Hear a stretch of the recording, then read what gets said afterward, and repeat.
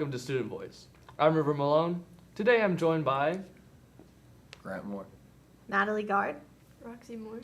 And Sterling Callahan. Today we're going to talk about live music, and more specifically, venues and everything to do with live music in general. So first off, I want to start with a really easy question that just gets us a feel for each other. What is some of your favorite bands or favorite genres of music to listen to? I mean, I guess I'll start. I'm the metalhead of the group. I like rock, metal, and blues primarily. My show on WAWL The Wall, I do symphonic metal. Oh. So a lot of European groups. So Yeah. you know, I've jokingly said that I like the music nobody else does.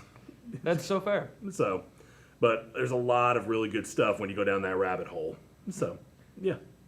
Personally, I like a lot of genres like individually because I found like there's not a genre I don't like. There's just genres I like less than others. That's fair. Because I feel like I can always find something I like in a genre, even if it is country. Like, because personally for me, outlaw country is my favorite version of country, and it's just not as well known, or played as often, I should say. Yeah. I grew up on 90s country personally, so I'm familiar with a lot of groups from that time frame. But as I got older, my interests evolved, and I discovered more stuff. Because when your parents listened to nothing but country and Kenny G, Yeah. you felt the need to branch out. A personal genre I've been breaking into a lot more recently has been punk. I've been listening to a lot of old school and new school punk. We've been getting some good stuff coming out of, especially the UK recently, between Lambrini Girls and with Australia's very own Emil and the Sniffers. We've been blessed with some good punk music recently. I know for a fact, but I can't really say that there's a genre I dislike. One that I like that I feel no one talks about is trip hop. Trip hop is one of those genres that's defined by a heavy bass line and this weird like melodic singing or like this really uneasy feeling it gives people. Massive Attack is the pioneer of this genre. They are the ones that produce the songs Angel and Dissolved Girl, and Teardrop is their most popular one. But it's just one of those song genres that makes you sit in your room for a while and be like, you become part of it. Like your breath syncs up with the beat after a while, and you just become part of the instruments. It's weird. It's so strange. See, that's why I like the symphonic stuff that I listen to, because I can just be so stressed out and just close my eyes and just let the music just wash over me with all of that orchestra-based sound. Mm-hmm. And it's to me anyways, it is very therapeutic. And it can be hard as well. It can be very soft, it can be very, punchy when it needs to be. Yeah. So that's why I like it. So I get how you feel in terms of that. That's really that's pretty cool actually. Grant, do you have any like personal favorite genres or bands? I'll listen to about anything, but depending, just the one genre right now at least. Country's there's some I can't get behind. There's a little bit I can listen to, but I'm kind of listening to more of the outlaw country. So those guys like Cody Jinks and Coulter Wall and all them. Yes. I can tolerate Morgan Wallen every once in a while. A lot of the early country that I was growing up where like Aldean and Luke Bryan and all those guys were super big. I can listen to them still, but a lot of the new stuff I can't. Yeah. And I think it's just because it either all sounds the same or it's just talking about the same thing. That's so fair. Aside from that, I'll listen to about anything. If you really want a good country collaboration, I recommend this. Darius Rucker yes. did I forget how many artists were on. There was like him and 3 other artists. Mm-hmm. They did a cover of Straight to Hell. I'm Going Straight to Hell. And it is so good, and the music video is hilarious. So just look that up. So Natalie, what are some of yours? So typical. I like top 40 music. It's one of my favorites. So like Taylor Swift. I love Sabrina Carpenter. She's like, love her. Billie Eilish. Typical. Fair. You can't hate on girl, You can't hate because they are good. They're good. They're good for a reason. Oh, they're so good. They're top 40 for a reason. They wouldn't be popular for a reason. Mm-hmm. Yeah, so that's what I like. What do you like? I like a little bit of everything. a lot of alternate stuff, like some indie bands. Yes. I really like jazz too. Underrated pick. Mhm. I gotta say, jazz is one of those that I don't hear a lot of people talk about, and it is one of the most interesting genres because there's so many different It's variations. like the birthplace of all these other music. Like Yeah. rock takes a lot from it, metal takes a lot from it. So, yeah, it's my favorite Mhm. stuff. So we're gonna move on a little bit more to another question. If they can. What is your favorite live music show or event that you've personally been to that is just it blew you away whenever you first saw it? Beyonce. Fair, very fair. Beyonce. And my favorite band of all times is AJR. Have y'all heard of? Yes. Yeah. World's Tiniest Oh Violin. my gosh, the best. Oh, I love their music, every single song.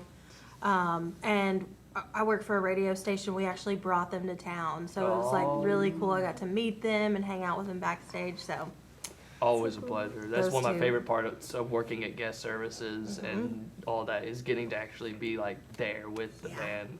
And it's so interesting because they're just people. It's one of the weirdest experiences. They want to talk about nothing about them, no, anything but them. the oldest brother, which is Adam, he was literally there studying his law books. He's like a lawyer and like an environmentalist. He was literally there just like chilling. It was so cool.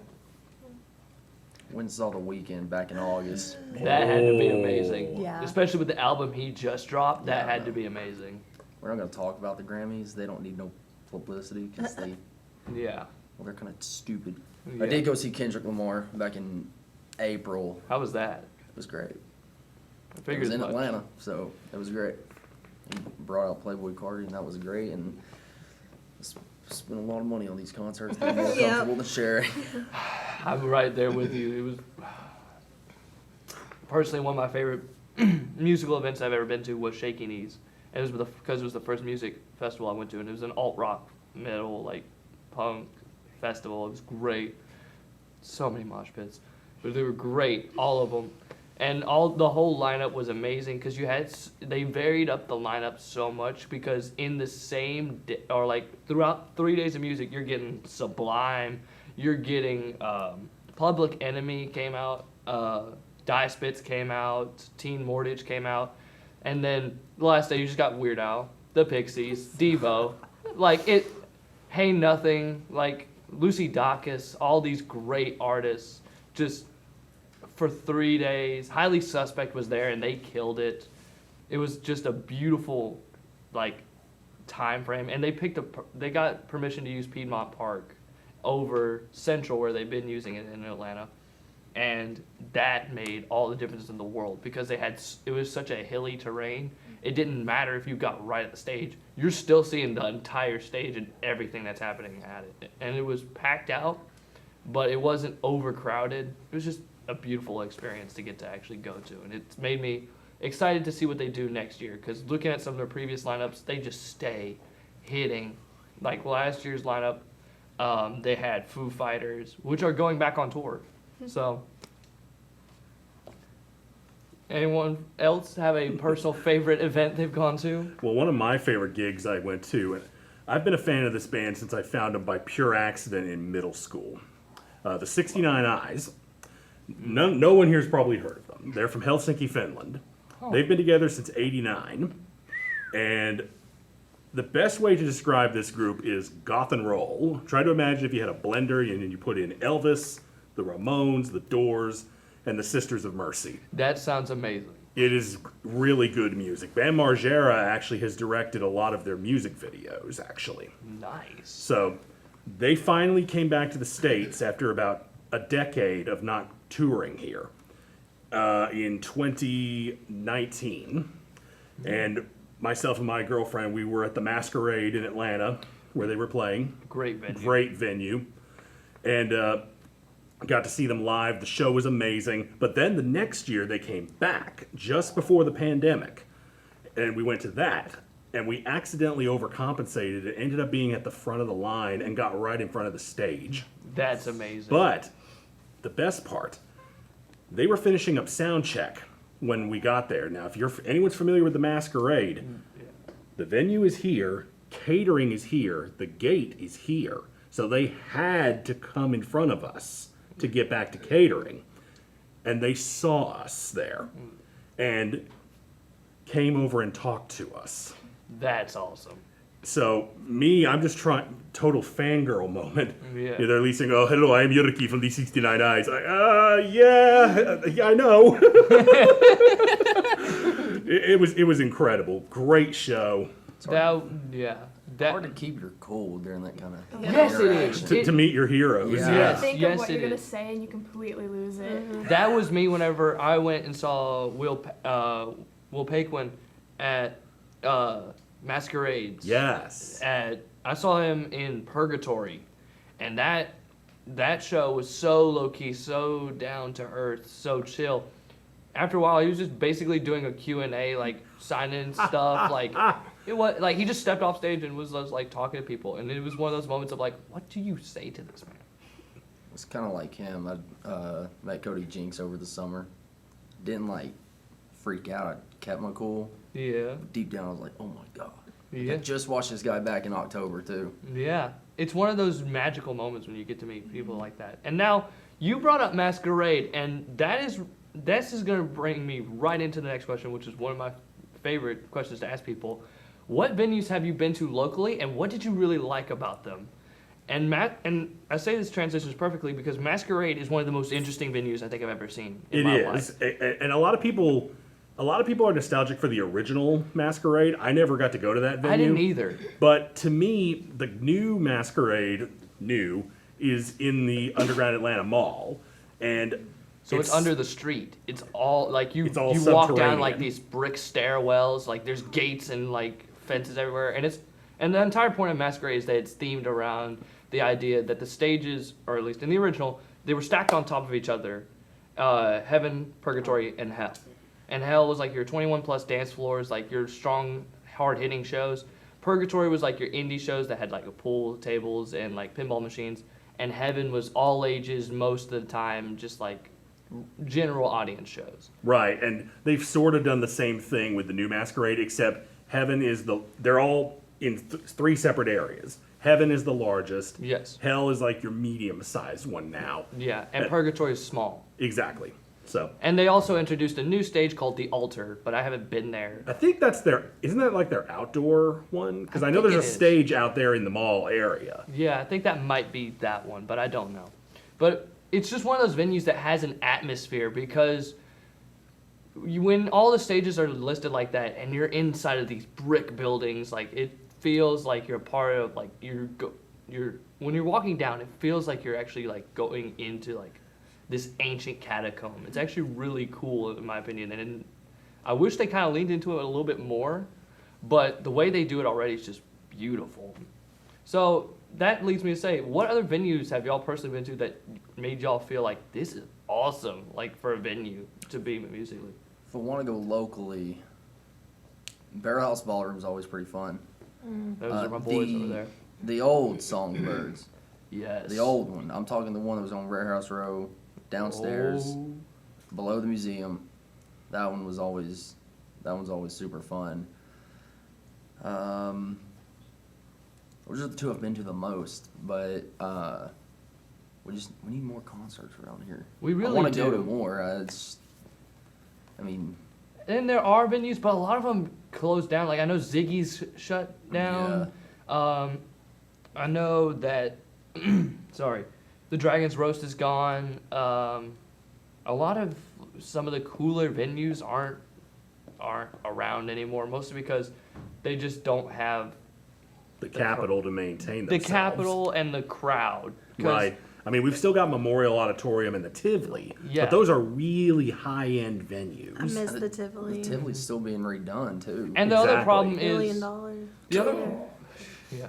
The other problem that I find that Chattanooga faces is the creative bar for music is just so much higher that to even like get to playing at venues for a band is so much harder to start in Chattanooga because you have to be in some way very creative with what you're doing before you can even start like promoting yourself because there's so many weird bands in Chattanooga that all fit a specific niche, and where not a lot of people go out to see live music, you have to make that impression and then draw the crowd to go with it. Otherwise, you just don't make it. Right.